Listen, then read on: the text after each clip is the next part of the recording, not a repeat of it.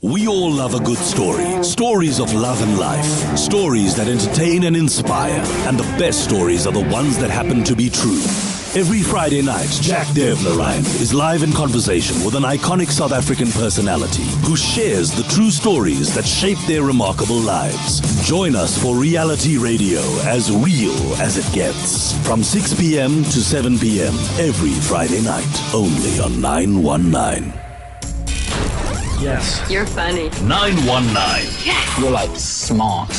Your daily dose of positivity. Yes. You are good enough. Thank you, Doctor.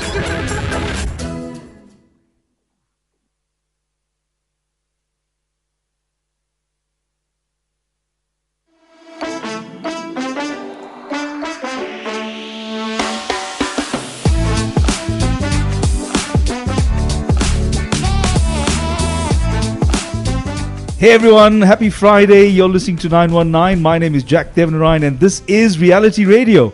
It's as real as it gets. Every Friday night when we have a guest live in studio to tell us the incredible stories that shape their remarkable lives. Tonight, my dear friend, celebrity chef, TV personality, entrepreneur, Yudhika Sujanani. Welcome to studio. Thanks, Jack. Thanks for having me. You look beautiful. You look amazing. Thank you. You look pretty good yourself. Yeah, that's what I tell everybody.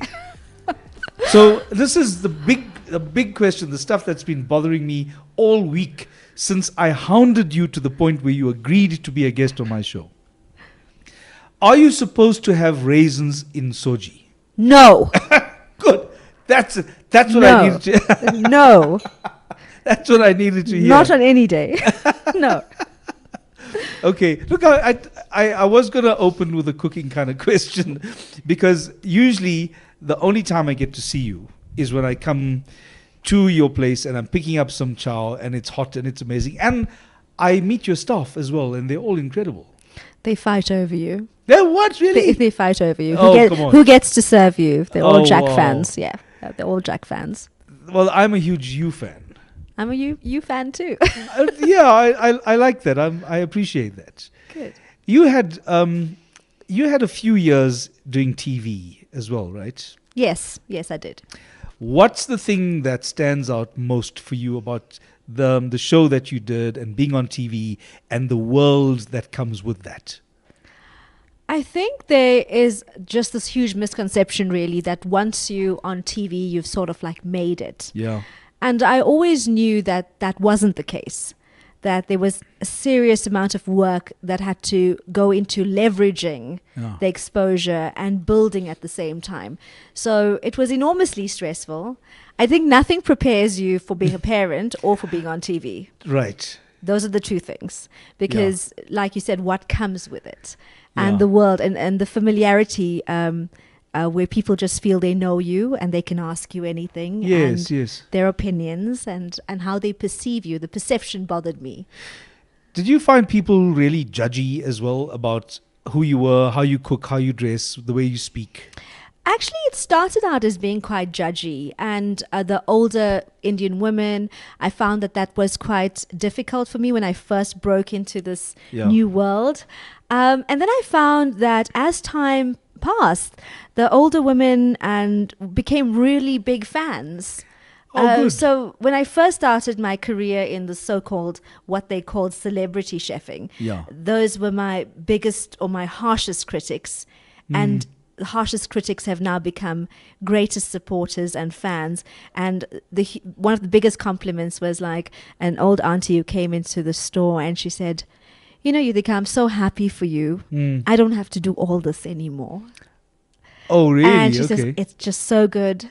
It's like it tastes like an old hand." Yeah, And yeah. that for me was huge because That's a subtle taste as well to be able to say that. Eh? yes, I was I got into bed that night and I just really cherished that feeling. That's amazing. That's beautiful. So it's not really success and fame for me. Yeah. It's the real test is like with the auntie who eats the food and says, "Okay, I don't have to do it anymore. Yeah. I can pass it over to you now." That's a huge responsibility, huge compliment. It is. It's such a privilege to be able to take that on.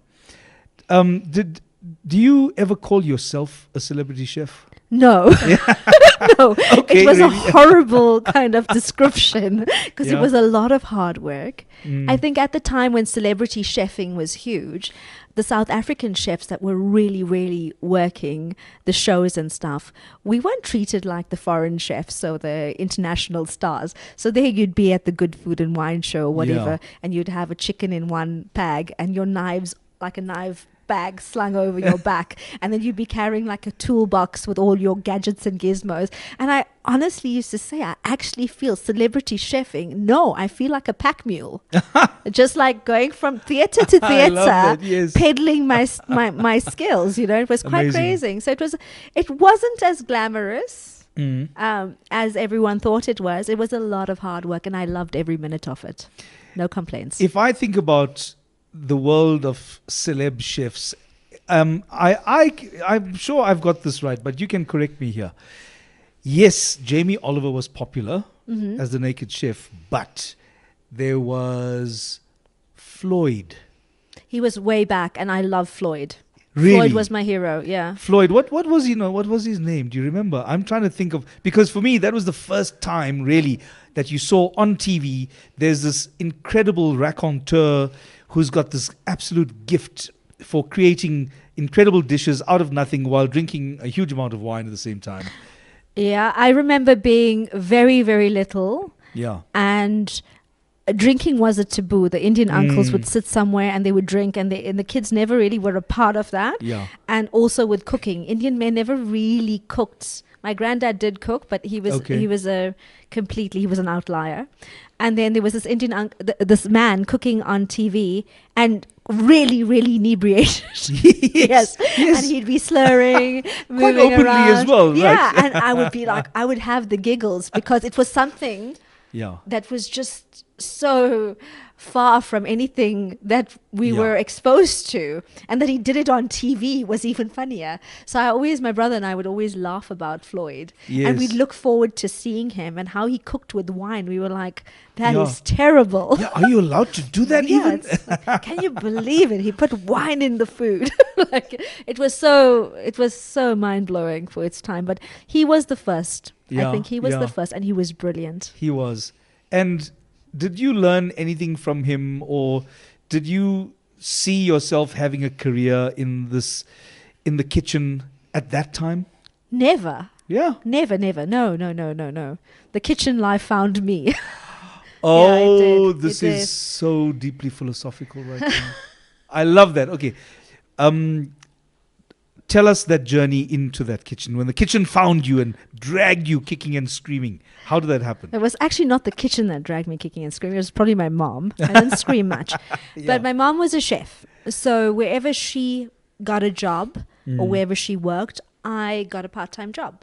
Mhm. So I always joke about it, but I think I've had the longest in-service food training. My mother's quite Yeah. unforgiving, was quite unforgiving actually.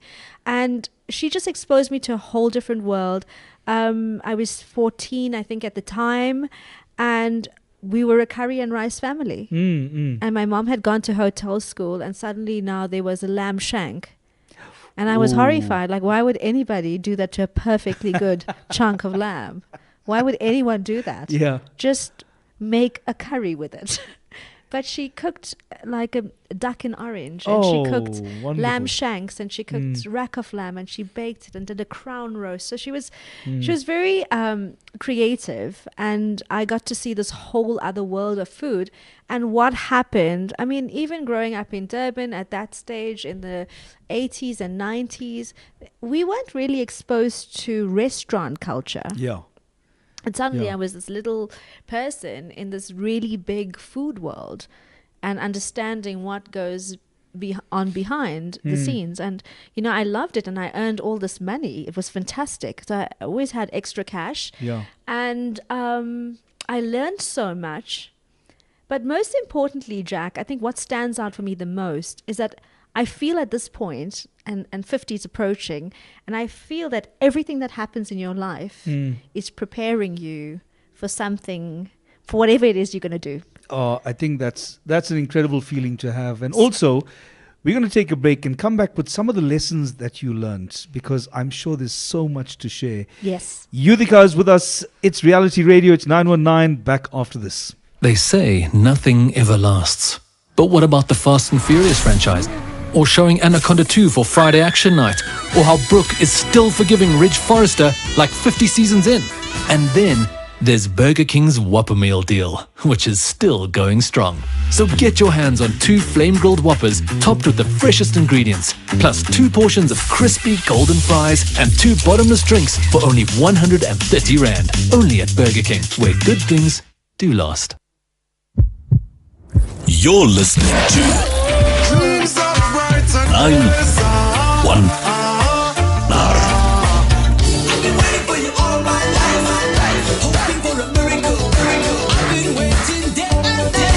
919. You're listening to 919.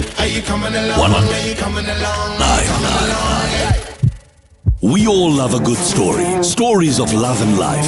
Stories that entertain and inspire. And the best stories are the ones that happen to be true. Every Friday night, Jack Devnarain is live in conversation with an iconic South African personality who shares the true stories that shape their remarkable lives. Join us for Reality Radio, as real as it gets. From 6 p.m. to 7 p.m. every Friday night, only on 919.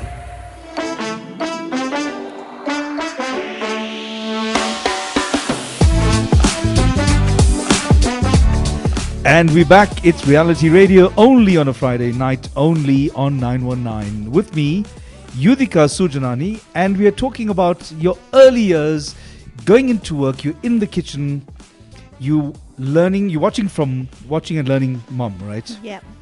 So, after what period of time do you think she felt confident enough in you to say, try this, do this, give me this dish?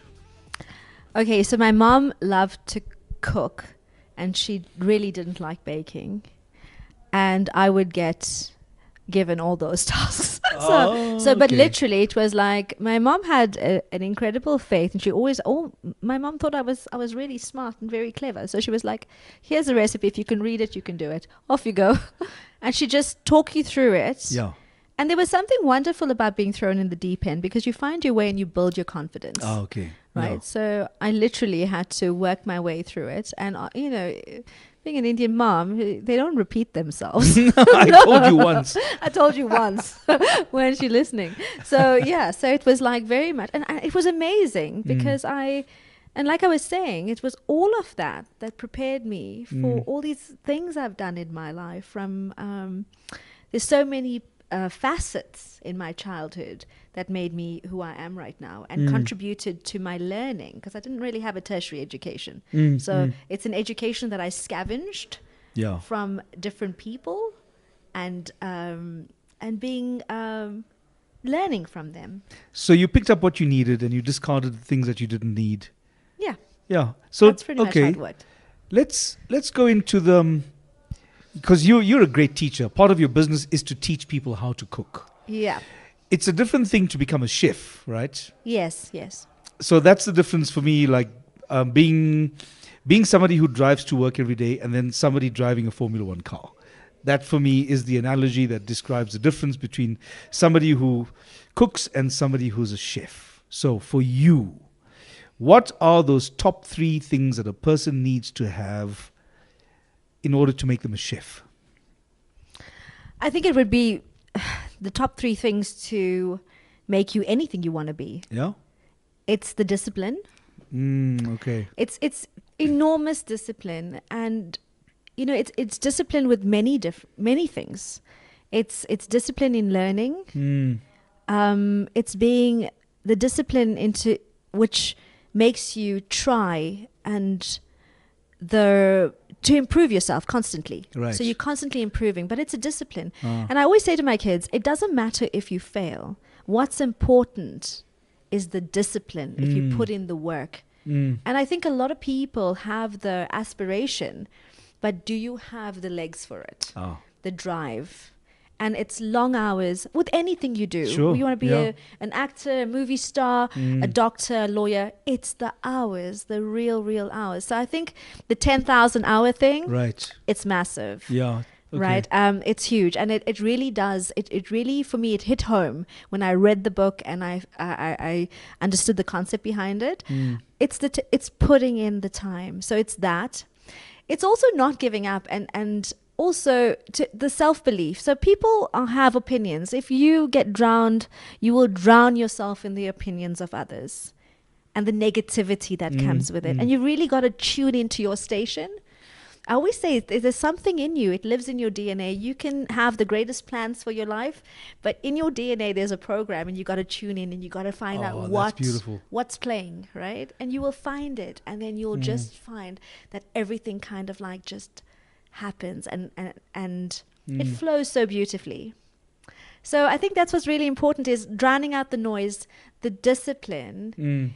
And if it's not your passion, just don't do it. You'll know. You'll know. Yeah. You'll know. You'll taste it in the food. You'll see it in your acting. You won't enjoy your life. And work, work is your life. You spend more time at work than you spend with your family. So you gotta have a great love for it. Do you feel that a lot of TV cooking shows, and I know they've become hugely popular, I think there are probably too many of them. But that's me, right? So do you think the number of TV shows that just churn out, beautiful dishes on camera and all kinds of pressure tests, and are we glamorizing that world to the extent that suddenly everybody wants to become a chef? And is it the same? Have we created a pipeline of people who think they're chefs? We created a pipeline of pulp chefs. Yeah, we have. We have. Okay. I mean, we deep frying chocolate bars and we're frying ice cream. Okay, yeah, that's just bizarre. Yeah, no, it's also the entertainment factor, and the more absurd something is, the more views, and we do things for likes. Yeah. There's the whole culture is looking for the likes. Looking for the love. On Insta and Facebook. We see that in so many aspects of life generally, though, don't we? Yes, we do. And I think it's changed the way we view the world. We've created almost a separate reality, the one where we can be anonymous or create a separate persona that exists only in the world of social media, where we can be the person of our dreams. Where do you find yourself sitting with that? Have you created a separate reality for yourself, or you're still Yudhika? I do not have a separate reality. I try to, through all my profiles and stuff like that, I'm still fighting for people to say, it's okay. It's okay to wake up at 4 o'clock in the morning and go to work without makeup and do whatever you need to do. I'm trying to normalize normal, which is such a hard fight. Yes. So if you go through my socials or whatever, you'll find one where I don't look like a homeless person. You'll find pictures like that. And then you'll find the pictures where I'm tired and I've just been running all day. I've so keeping it very real. You've done that. And I always wondered, why did you make the choice to say, I'm taking a picture and I'm posting this of myself looking really tired right now? And is that part of your reality check world that you want to just remind people of? Yeah, I'm raising children. I do not want my daughter to ever think that she has to look fabulous all the time, no matter how tired she is. And Jack, we come from a long line of women who believe an afternoon nap is not allowed, or relaxing, or a hobby. Yeah. In my family, women were never allowed to go and have a nap. They'd be like, "Oh, you're having a nap? So lazy. Yeah. You should be cleaning something. You should be cleaning something." But there's this perception that women should never, and they should always look perfect, and they should always. But it's actually really taxing, and it does affect your mental health. So one day, I want my daughters, to understand that it's okay. Be real. This is life. This is not. We're not Instagram, Facebook, they're not real. Yeah. Okay, but what really happens, and I have a hard fight with it, because I just want my stuff to be real. This is who I am. It's not easy. It's not glamorous. And No sort of apology. worries me. But I want there to be a balance of holidays, hard work, relaxing dinners, waking up and skipping breakfast. Sure. That's how life is. And I want that to come through, because I do not want to get carried away in this sort of world that we're portraying who we want to be and how we want to be seen. Oh, yeah, that's a whole subject on its own. We're going to go into that world and talk about the expectations women have of themselves and where does it come from. But I first want to expect a break. And so we're going to take a minute. We're going to come back because it is reality radio on a Friday night, talking to Yudhika. Give us a minute and we'll be back. We all love a good story. Stories of love and life. Stories that entertain and inspire. And the best stories are the ones that happen to be true. Every Friday night, Jack Devnarain is live in conversation with an iconic South African personality who shares the true stories that shape their remarkable lives. Join us for reality radio, as real as it gets. From 6 p.m. to 7 p.m. every Friday night. Only on 919.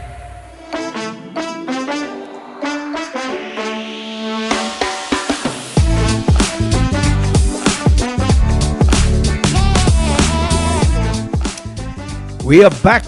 It is reality radio, talking to Yudhika. So the idea that women need to aspire to a certain objective excellence, some perfection that's been placed there for them, and that they should somehow strive for that, is a huge setup, and no one is ever going to win that game. Only you can win that game for yourself. Do you win it by subscribing to it, or do you win it by checking out of it? I don't know. I can't say you should check in or check out, or I can't. But I have to say that it is a personal journey. Yeah. And like I said, when you have, for me, I'm very grounded in being a mom and all of that. And I don't want my child to grow up and feel like, okay, I need to be beautiful to be accepted. I need to do this and that, and I need these aesthetic treatments, and I don't want that. I just want my children to love themselves and feel so comfortable in their skin, and whatever your imperfections are, and to feel it's okay if I want to go to the mall and I don't want to zhush up, it's fine. Yeah. So I want that to happen. But yeah, I think it's very grounding having kids. I think it makes you stop and think, okay, I can live this life, but what am I saying?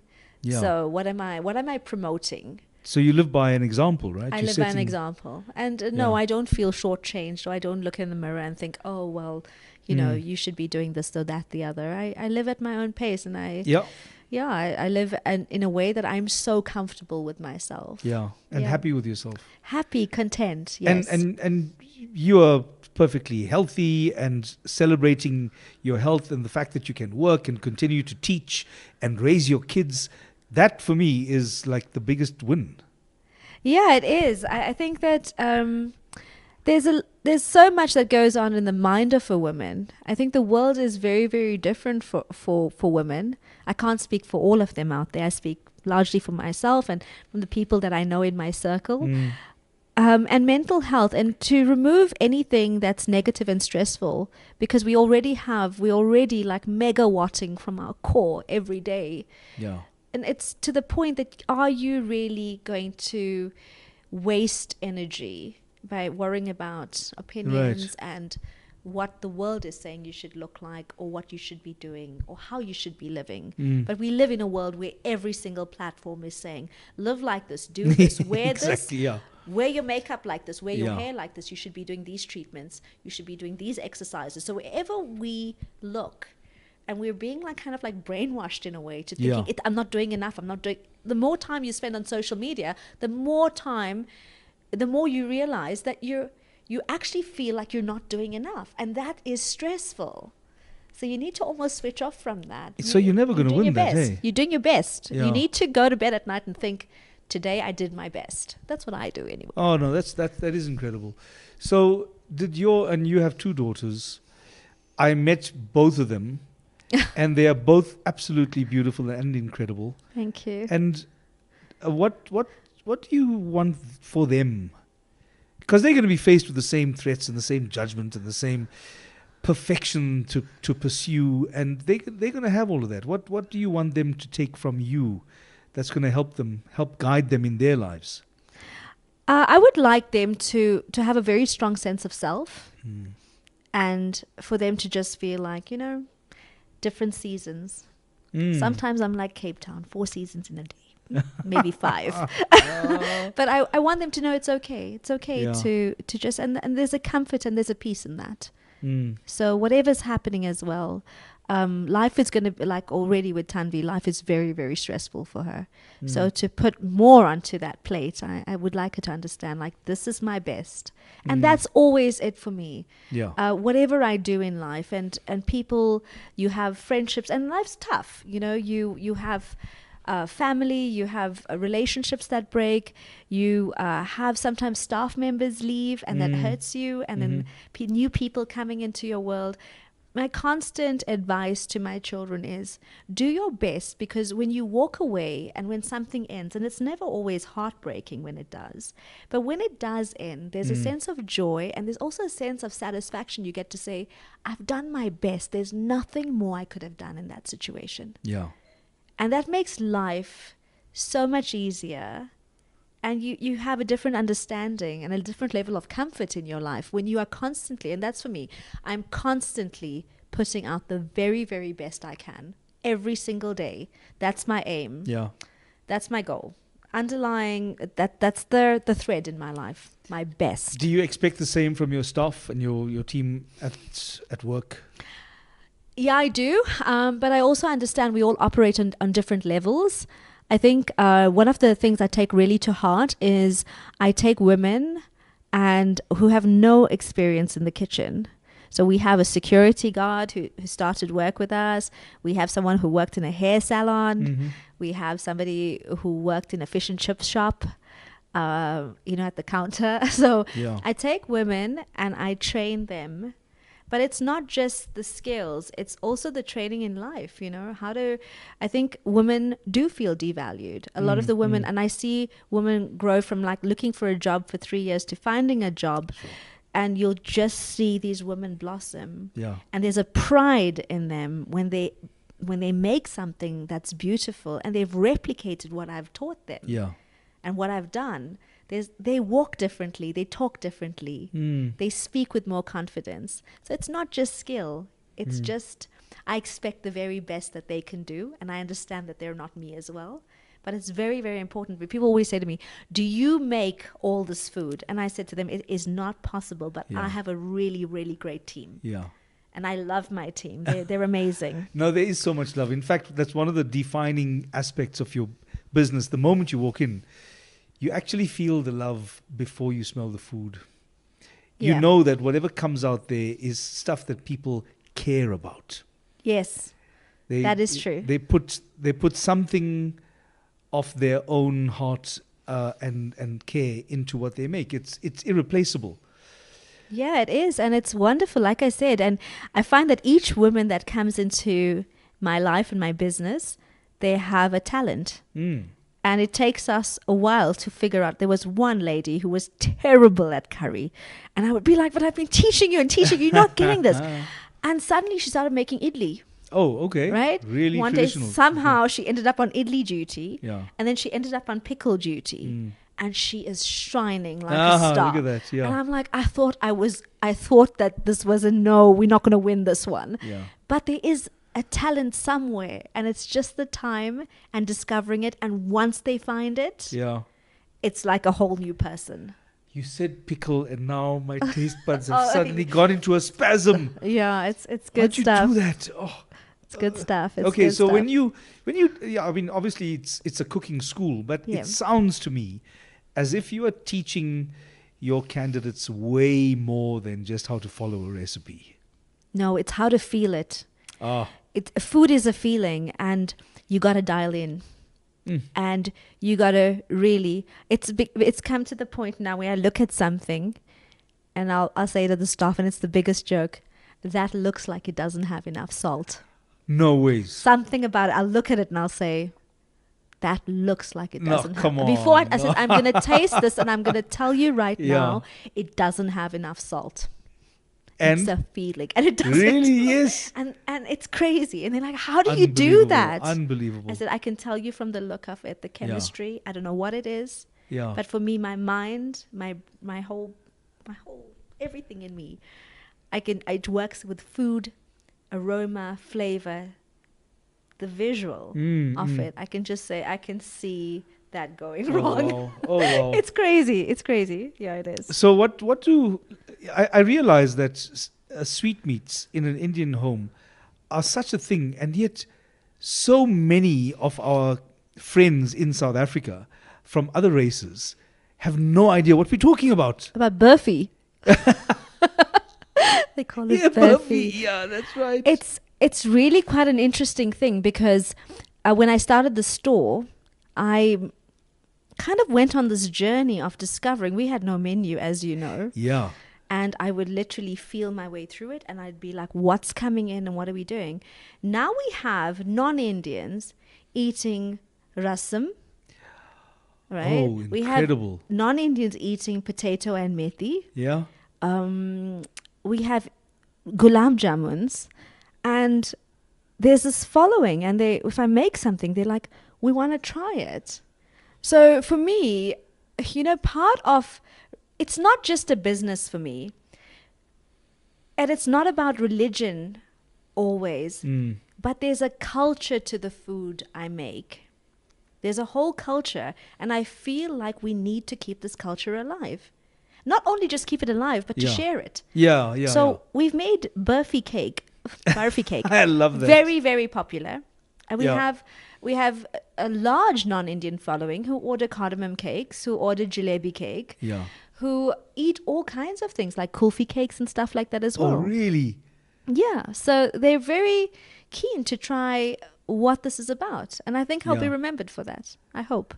No, that's awesome. I think it's a whole world of adventure in these different flavors that people get to experiment with, and they discover that there's actually nothing wrong. In fact, it's really good.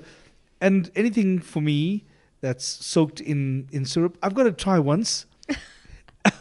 I've got to try. Do you have that, like, so often in an Indian home, the visitors will come in and they'll have the visit, and you always send them away with something. Yes. I noticed you do that at the store as well. Yes.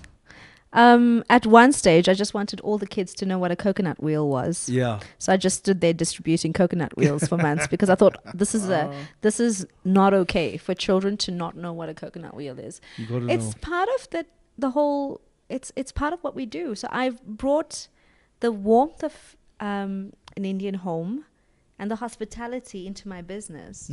So it's not just about business and trading. It's more than that. It's a feeling, and we know our clients, we reach out, whatever needs to be done, we can help wherever we can. It's really not just a business. It's my whole life in that store. It feels like it. And Yes. there's a little, when you walk into the store, there's, places and little nooks and pieces of furniture that say something about you and your journey in your life and your way with food. Yeah. Are there any meats that you don't cook with for whatever reason, religious, or just you don't like to work with Meat? this? Yeah. Okay, so I've chosen not to cook like pork. Yeah. The reason is that it's not religion. I know I've been attacked for being favoring my Muslim clients, and it's not about that. Mm-hmm. It's actually just the meat that causes contamination. Oh. So I've chosen when we opened the business not to have any pork products, Sure. just because it's a health risk. So I prefer not to. But I cook lamb. There's the most amazing pepper steak pies, the fillet steak pies. There's chicken, there's seafood, and always purchasing from reputable suppliers. Right. Yeah, to make sure that you cover all your... Because that's part of your reputation as well, is to make sure that everything is safe. It's a huge health risk if you don't. So I'm very particular about that. And I prefer using like halal certified products, so even down to our cheese and butter and stuff like that. Yeah. It's all halal certified. We're not certified halal, but we use products because I know that it comes from a safe source. Yeah. For me, that's very, very important. So pork is there's no gelatine as well, and there's no alcohol. That's interesting, because I know you go out of your way to make sure that everybody is going to be catered for and the food is going to be safe, and yet there are those people who will still insist on finding an issue with either you or your store or its name or something that you cooked or didn't cook. What's going on with it? Why do people have to do that? I really think about that quite often, Jack, because like literally whenever you've walked into my store, I've literally been there at the counter or running around like a headless chicken. Just run. That's what I do all day. Yeah. Very, very hands-on. And I just don't have the bandwidth for it. I don't. I'm so busy. I don't have time to sit around and think, oh, let me see how I can make someone else unhappy or how I could irritate or agitate someone, a fanatic out there. But I'm really, really busy. And I'm like, Uncle, I just want to make my samosas. That's it. Can you just? Yes. And it's quite taxing because I don't have the time. You know, it's like I'm just doing my job. And what people don't see is that I'm very, very rooted with being a mum.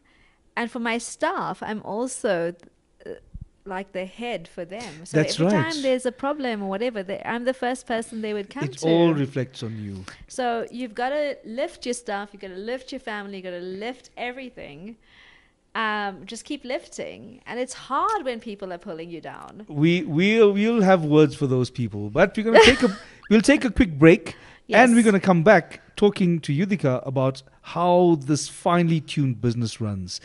It's Reality Radio on 919. They say nothing ever lasts. But what about the Fast and Furious franchise? Or showing Anaconda 2 for Friday Action Night? Or how Brooke is still forgiving Ridge Forrester like 50 seasons in? And then there's Burger King's Whopper Meal deal, which is still going strong. So get your hands on 2 flame-grilled Whoppers topped with the freshest ingredients, plus 2 portions of crispy golden fries and 2 bottomless drinks for only 130 Rand. Only at Burger King, where good things do last. We all love a good story. Stories of love and life. Stories that entertain and inspire. And the best stories are the ones that happen to be true. Every Friday night, Jack Devnarain is live in conversation with an iconic South African personality who shares the true stories that shape their remarkable lives. Join us for Reality Radio, as real as it gets. From 6 p.m. to 7 p.m. every Friday night, only on 919.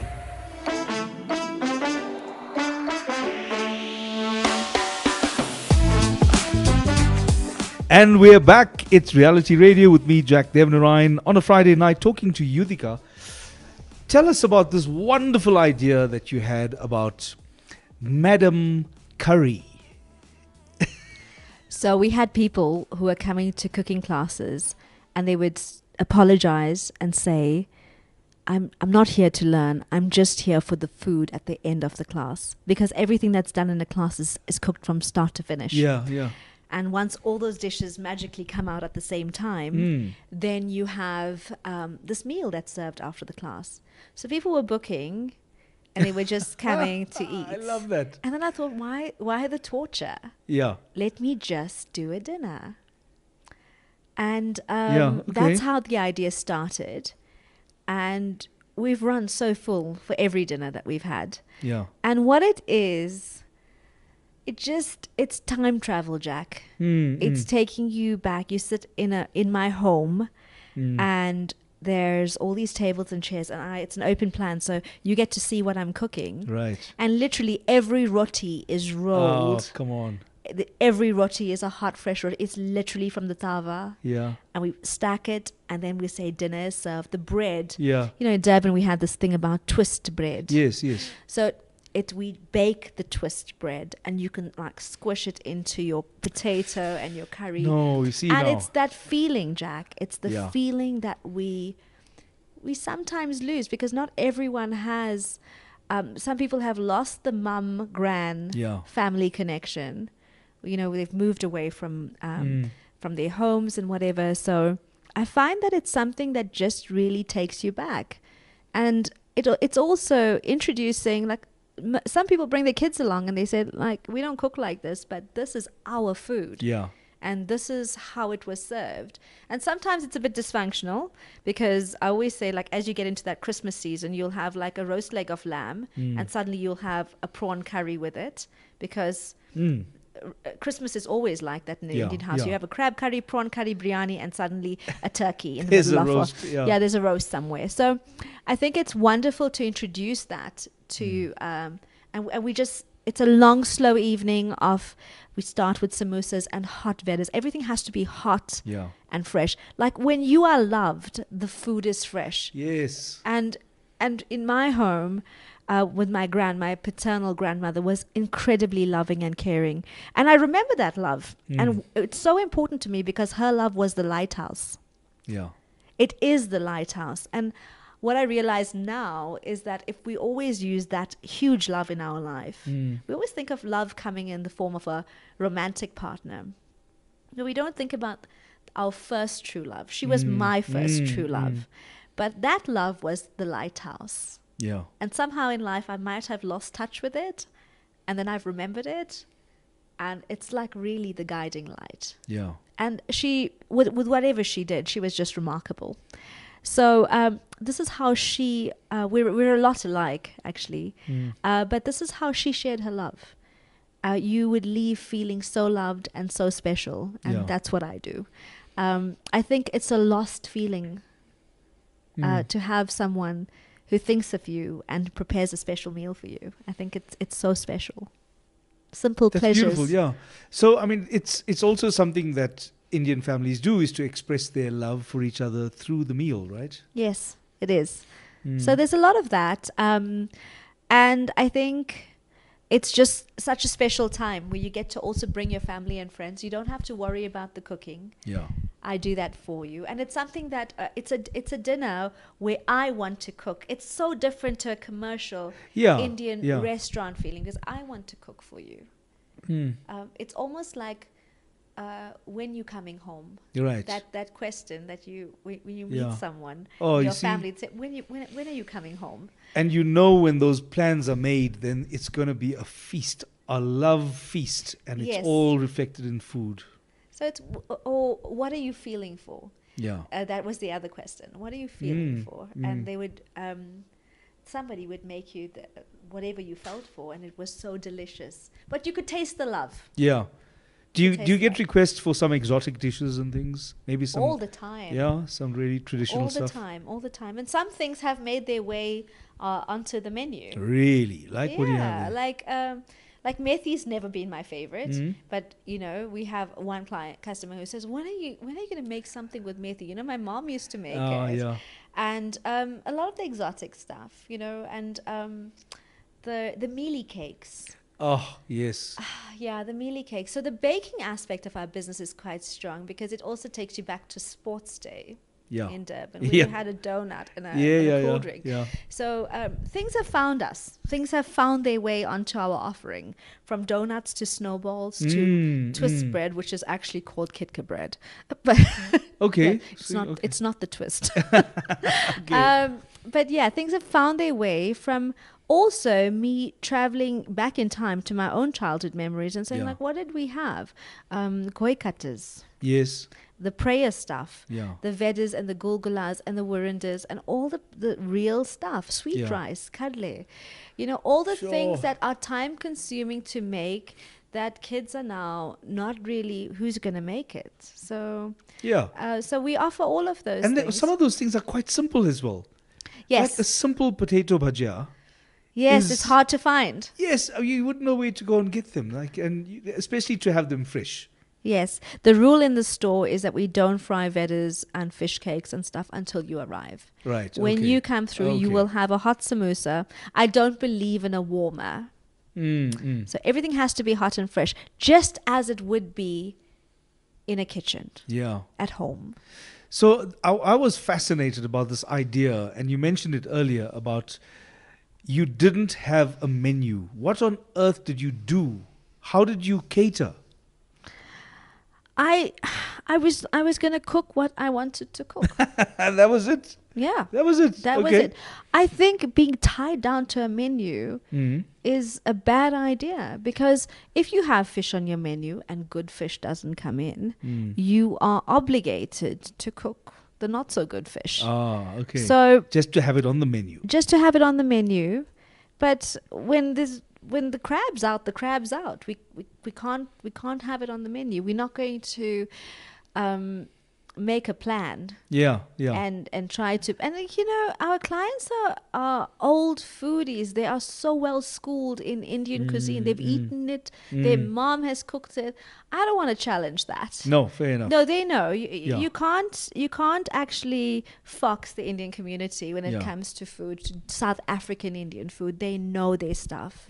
They know the fish. They know the quality. Remember, I've eaten fish gutted at the ocean and rinsed in the ocean, and we'd rush home, and my mum would like literally fry it when we got home. Oh, yeah, no, So that doesn't get super fresher. fresh, and it would hiss and splutter and spit on the pan, and we'd have it with buttered bread. Yeah.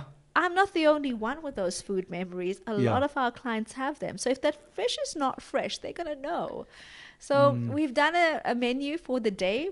It's 11 years later, we're still doing a daily menu. I love that. Just posting it online. I love mean, that. it takes up like an hour and a half of my day, or 2 Yeah. hours of my day every morning, just like putting that menu together. But you it never works. know what you're going to get. Yeah, we kind of have standard items, Yeah, yeah. but you got to wait for the fish. You got to check out the crab. There's so much to be done. There's I've so got a much challenge work. for you. Yes. And I'm not sure if you've made this. Fish roe. Yes, we do make it. You make fish roe? On a Sunday, Oh, yes. okay. You can either have it fried, or I do it in a tomato-based gravy with a bit of tamarind in it. Okay. I'm a Telugu girl, so we add a little touch of tamarind to most of the seafood dishes. Okay, that's interesting. Just tell me more about that. What does it mean then, being a Telugu girl? How does that change your flavors? I think there's a different style of cooking. It's very South Indian, but also I think the curries are a bit hotter and drier. There's also a love for there'll be a fish curry with egg in it. So there's that sort of stuff. We were known for wurindas, which is called they call it burmuks, which is the lentil kind of fritters. Yeah. So there's a lot of that, and also a large focus on seafood. Like fish curry is a big deal. Yeah. Crab curry and stuff, not so much, but fish curry was like, it's a big thing in our community. And also like some of the Andhra community or Telugu speaking community, we weren't huge fasters. So there was always meat at the weddings. We weren't like vegetarian, not huge on the veg. So we were like the meat eating Telugu guys. Yeah. So yeah, there's a lot of that. We love we carnivores really. Yeah, carnivores, and love of tamarind and stuff like And that. what about your travels? Have you traveled around? Do you have a favorite place in the world and you like to eat that kind of food? I love Asia. I love Sri Lanka. I love Thailand. I love India. Yeah. But yeah, my travels are always best in the East. Yeah. And what's your favorite kind of food from there? And do you bring any of those ideas into what Of course, you cook? always. Yeah? My brain absorbs flavors and ideas all the time. Yeah. Which we have a lamb rendang on our menu on a Tuesday. We have a Thai curry as well, a Thai red and Thai green curry. So those things that I cook really well, I add to the menu. Again, it's about bringing my food from my table to people who visit the restaurant. So the really the top dishes in my home always end up on the restaurant menu or on a deli menu. What makes some of the really top flight restaurants, and I'm not limiting this to just Indian restaurants, but these really expensive restaurants, and it costs a lot. Everything on the menu is 250 Rand plus. what is it that makes them so special? Like, is their food going to be any better than somebody else's? I really don't eat commercial Indian, so I can't really tell.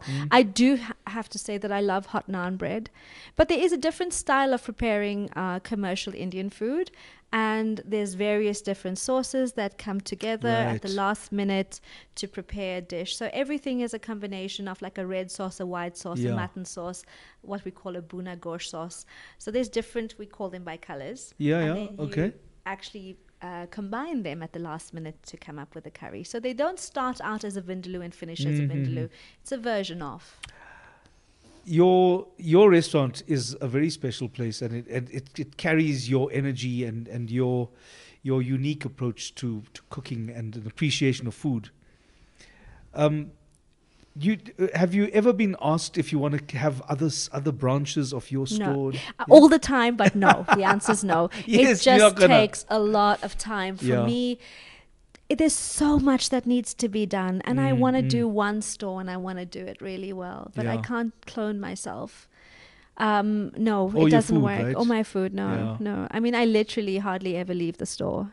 I have so much to do, from checking the quality of the produce to ordering to dealing with suppliers, finding out what's coming in. You've got to talk to the veg guy, the other veg guy, the spice guy, the lamb guy, constantly in conversation, but also leading the team.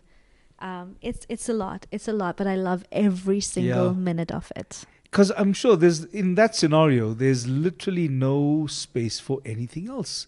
You constantly got to be obsessed with what's going on in your business. Very, very obsessed, very committed, and very present.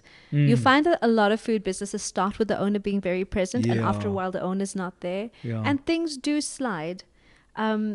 Yes, when you're teaching people who don't know curry the way you do, or any dish the way you do, you could have slight variations that become set in a whole new dish. It tastes completely different to how it started. So you always have to okay, you guys are going a bit off course, so pull them back and constantly pull them back. So there's that. But I have a great team, so they're pretty good. No, you do have an incredible team. And in fact, I want to send them my very best regards, my congratulations, and let them know I will be coming to just check on them in the next few days. Yeah, they're going to fight over you again. That's amazing. But I wanted to say that it's incredible what you have achieved, and I want to say a congratulations to you as well. And I really think the world of what you've created, your business, the food that you make, and the way you're raising your amazing girls. And I want to thank you. And my son. And your son. And my son. I haven't seen him in a while, though. Yeah. I'm going to have to just check on him. You're more than welcome to pop around. He's amazing, yeah.